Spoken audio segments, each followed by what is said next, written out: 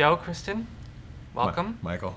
Good to see you. Good seeing you. Good to see you. So, Joe, I have to ask, what has your post-Magic Mike life been like? Any changes to your existence? Changes in post-Magic Mike life. Do you get approached more? Do you get more proposals? Yeah, I mean, on a serious note, it's just, it's gone to another level, I think, because the movie's doing so well. I mean, on a really funny note, I think, there's been a lot of requests for lap dances and such. I think in the post Ann Curry grinding Today Show appearance, I think, Wendy Williams got some too. I think I pretty much dry humped every daytime talk show host in New York City. So did you say no to anyone? No, that's not the job of a male stripper. You say yes. I mean, everyone deserves a good lap dance if they have cash. This is going to be an awesome Comic-Con is all I have to say. Kristen, what did you think of Magic Mike? I thought it was awesome. It was great because Joe was sitting right behind me. Yeah. So I kept feeling as I was watching the movie, like I was really getting to know Joe, even on a deeper level. So I'd turn around and go, Yeah, and I would just go. It's much more fun watching it with Joe. Yeah, Kristen, Popcorn and Joe. yeah. Kristen was great. Kristen came to the premiere, supported. Yeah. It was awesome. But yeah, there was that moment when the theater went dark where Kristen turned around and I was like, what are we unleashing But I on the thought world? the glasses and the sewing, that was genius. Thank you. Well, those are actually my glasses, and that was my.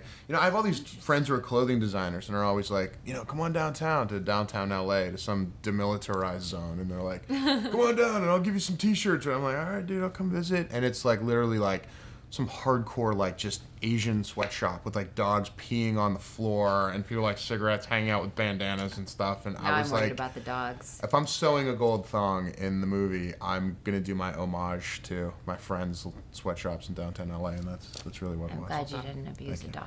No. Moving on to True Blood, what did you think when you read in the script that the first time Sookie and Alcide were going to hook up, she was going to puke all over him? Well, there's actually an extended version of that scene that exists on the floor somewhere. More puke? No, before the puke happens, I shake her up real good before the puke happens. Like she's a can of soda. Kind of. Well, Open it. Well, the size dynamic. I mean, she's this big and I'm that big.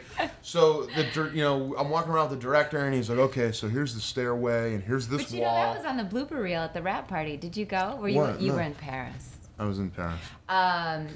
There's you, Joe, sort of just carrying her and banging around off the walls and bouncing off the staircase all the way up, and Anna laughing. Yeah, I mean, well, they just like, here's a staircase, here's that post, use that, here's this wall, use that, here's The a pictures picture. are falling. Like Yeah. it was, and Anna's just giggling. I looked over and I thought, okay, painting of Grandma and Grandpa, I can knock that off the wall. Then I That's gotta what get it looked up like. there. You guys look like a pinball. Yeah. machine. And I came over to Anna and I said, I'm ready. And she went, and she was the same thing going, I go, that's good. She goes, what about the block? I go, I got it. And it was. So are they going to give it another go? Alcide and Sookie? Yeah. Well, I mean, come on, you can't leave a guy hanging like that. But once you're puked on, doesn't that damage you a little bit and maybe make you a little bit hesitant to... Didn't To you try go to again? college? Yeah. Yeah, that ain't stopping that. Yeah, it ain't stopping a werewolf, man. Right. He's got needs. So that isn't the end of their romance. Come on, no, it's True Blood. Come on, we gotta get to that at some point. And you're also going to get to meeting your dad. Mm-hmm. What's that like? He's awesome. Robert's great. So good. He's great. The stuff we shot is great. It's one of these great father-son relationships where, they don't, you could sit and watch a football game for 3 hours, not say a word, get up and be like, hey man, it was great seeing you, and then leave. And you haven't said 2 words to each other. It's kind of like that. They don't talk much to each other, but it says so much. Dudes. Yeah, they're dudes, and they just have a real problem with each other, and it's great. There's love there, but it's under all of these layers of just mess and dysfunction. It's great. He's great. I love Robert. So True Blood fans are trying to get to the bottom of a big mystery. Apparently, Pam has this awesome line of dialogue coming up involving an infamous pairing of some sort. This was Joe, my do you know what line of dialogue this is? It's a pretty good clue because I didn't want to give it away. It's hard. Fans are smart. You Right. can't just give a super obvious Joe, do you know what- clue. do you know but what she's just, talking do you about? remember?